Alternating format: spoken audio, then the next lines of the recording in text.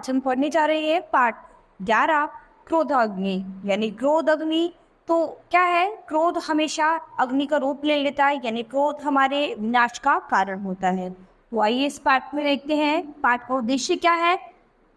मन विकारों पर संयम, आत्मसम्मान की रक्षा करना। और इस पाठ में प्रवेश क्रोध को वश में कैसे किया जाए, ये गंभीर प्रश्न है। इसका उत्तर जानने के लिए चलते हैं पाठ की ओर, यानी हम अपने क्रोध पर कैसे संयम पा सकते हैं, यानी क्रोध को अपने कैसे कंट्रोल में कर सकते हैं, इस पाठ में हम पढ़ेंगे। तो ये पाठ की तरफ नजर डालते हैं। क्रोध लेते ही एक ऐसा चेहरा सामने आता है जिसकी आंखें रक्तिम है, नथुने फूले हुए हैं, माथों पर लकीरें खींची हुई है और होठों पर अपशब्द है। क्या आप ऐसा चेहरा पसंद करेंगे? नहीं। उत्तर तो सही दिया आपने, किंतु यहाँ एक सच और भी कह दूं, कभी न कभी तो ऐसा चेहरा हम सबका भी बना ही होगा।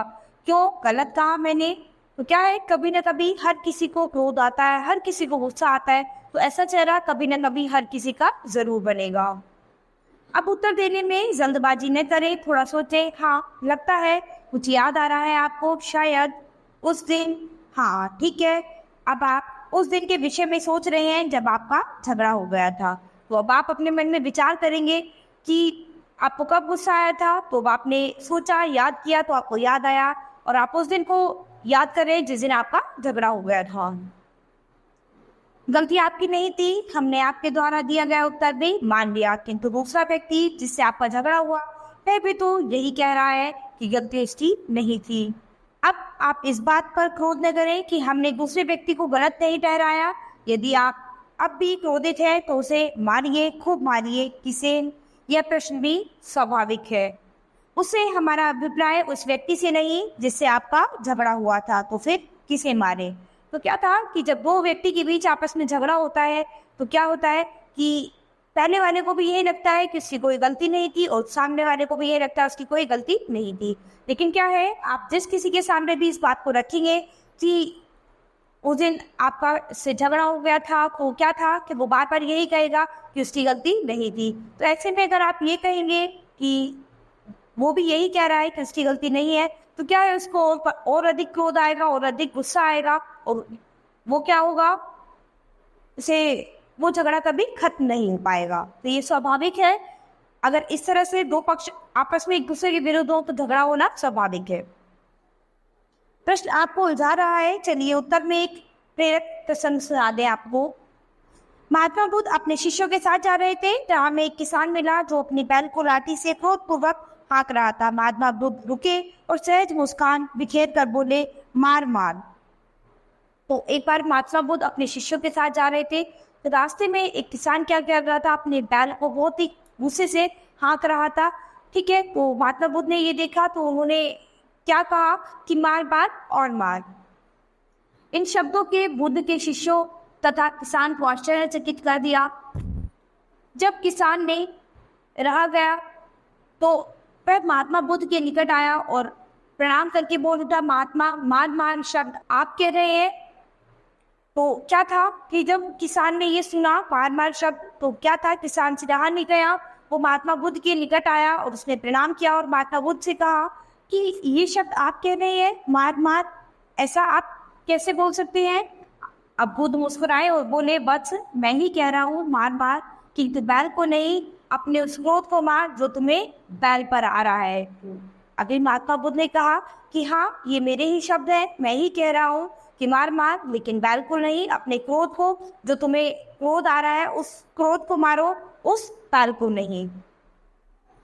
किसान समझ गया, उसने बुद्ध के श्री चरणों में प्रणाम किया। तो अब आप भी समझ गए होंगे कि हम किसे मारने की बात कर रहे थे, पर उपदेश कुशल बहुतेरे। तो क्या था, अभी आप समझ गए होंगे इस कहानी में कि किसको मारने की बात हो रही है। आप क्या है, झगड़े में एक दूसरे को मारने के बजाय अपने क्रोध को मारेंगे तो ज़्यादा बेहतर होगा। उससे क्या है, आपका झगड़ा खत्म हो जाएगा। तो क्या है, आपको अपने क्रोध को मारना है, अपने क्रोध को खत्म करना है, बजाय एक दूसरे पर आरोप लगाने के, एक दूसरे से झगड़ा करने के, एक दूसरे पर मारपीट करने के। आपको क्या करना है, अपने क्रोध को मारना है।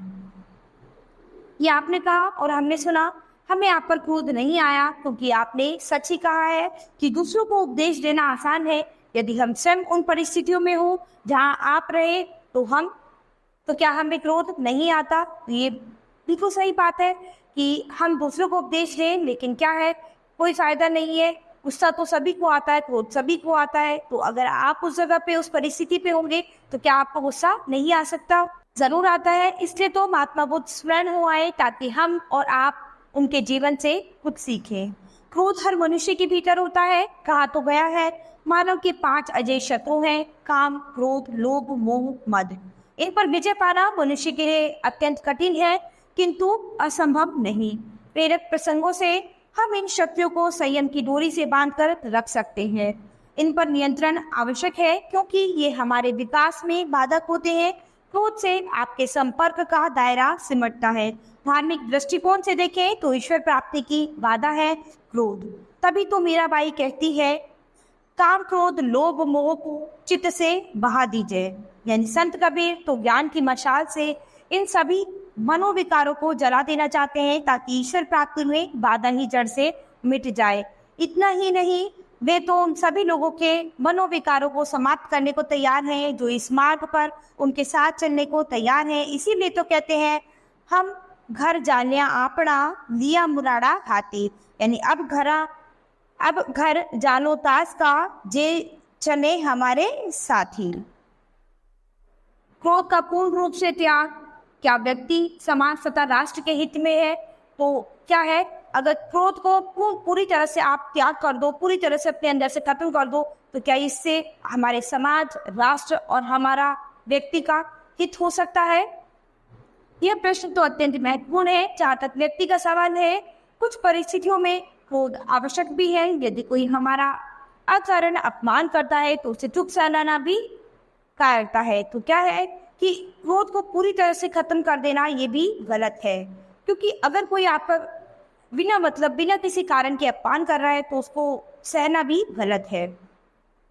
उस समय संयम से उसे समझाया जा सकता है, किंतु यदि वह समझ नहीं रहा तो प्रत्युत्तर में क्रोध आवश्यक भी हो जाता है।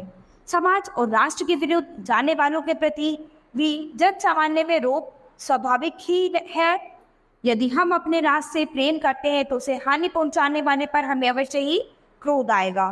तो अगर हमारे राष्ट्र को कोई हानि पहुंचा रहा है, कोई हमारा दुश्मन है, तो क्या है, उस पर हमें क्रोध जरूर आएगा। प्रकृति ने इस तत्व का निरूपण हमारे भीतर क्या है, तो इसका उद्देश्य भी तो जरूर होगा। स्वाभिमान की रक्षा के लिए बहुत बार क्रोध आवश्यक भी हो जाता है, किंतु ध्यान रहे, यदि अपनी बात को प्रभावशाली ढंग से कहा जा सके तो क्रोध के बिना भी आप सामने वाले को परास्त कर सकती हैं। तो क्या है, जरूरी नहीं है कि आप हर बात क्रोध में ही करें। कभी कभी आप अपनी बातों से सामने वाले को चुप कर सकते हैं।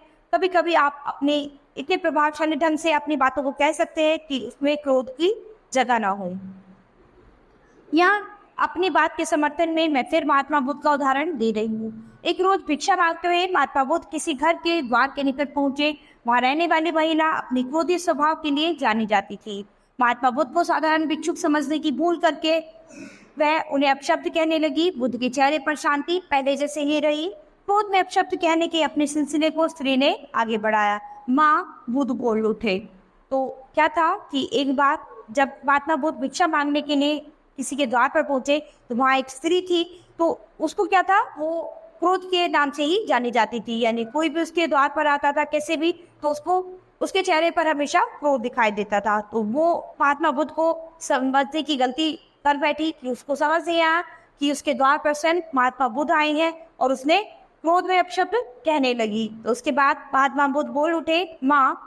इस संबोधन में जो सम्मान और मिठास थी उसने औरत को चुप करवा दिया। बुद्ध आगे बोले, यदि आप मुझे भात दें तो मैं उन्हें न लूं तो वह भात किसके पास रहेगा? निसंदेह मेरे पास ही रहेगा। और किसके पास रहेगा? वह औरत बुद्ध के प्रश्न से हैरत में थी। और इसी तरह यदि मैं आपके द्वारा कहे गए अपशब्द न लूं तो ये किसके पास रहेंगे? उन्होंने उन्हें बताया कि आपने जो अपशब्द मुझे बोले हैं, अगर मैं इन्हें ना लूं यानी मैं इनको ना सुनूं तो ये किसके पास रहेंगे? औरत स्तब्ध रह गई। साधारण सी बात में महात्मा बुद्ध ने उसे आज जो पाठ पढ़ा दिया था वह बड़े बड़े ग्रंथों को पढ़कर भी शायद ही सीखा जाता। तो एक छोटी सी बात पे उन्होंने उस औरत को इतना बड़ा पाठ पढ़ा दिया था जो उसे शायद बड़े बड़े ग्रंथों में भी नहीं मिल पाता। क्रोध मानसिक तनाव को बढ़ाता है। इससे रक्तचाप के बढ़ने की संभावना रहती है। सिर दर्द, चिड़चिड़ापन भी क्रोध के कारण बढ़ता है। अहंकार, घृणा, अशांति क्रोध के मित्र हैं। अब आप स्वयं कहिए कि क्या आप क्रोध की संगत करना चाहेंगे? तो क्रोध से क्या है, आपको बहुत सारे दिक्कतें हो सकती हैं, मानसिक तनाव बढ़ता है, रक्तचाप भी बढ़ता है, और क्या है, सिर दर्द, चिड़चिड़ापन, ये सब क्रोध के कारण ही बढ़ता है। तो क्या है कि इतने अहंकार, घृणा, अशांति हमारे मन में जो आती है वो सब क्रोध के कारण ही आती है। तो क्या इसके बाद भी आप क्रोध की संगत करना चाहेंगे, यानी क्रोध आपको हटाना चाहेंगे? ज्ञानी क्रोध को अग्नि मानते हैं। जिस प्रकार अग्नि के भीतर हर वस्तु जलकर भस्म हो जाती है, उसी प्रकार क्रोधाग्नि में भी सामाजिक संबंध, स्वास्थ्य, मानसिक शांति सभी कुछ जलकर भस्म हो सकते हैं। तो यानी अगर आपके अंदर क्रोध है तो उसमें क्या है, सब कुछ जलकर भस्म हो सकता है। यानी ज्ञानी लोग जो हैं क्रोध को अग्नि मानते हैं। ठीक है, तो उनका मानना है कि इस क्रोध की अग्नि में सब कुछ जलकर भस्म हो जाता है।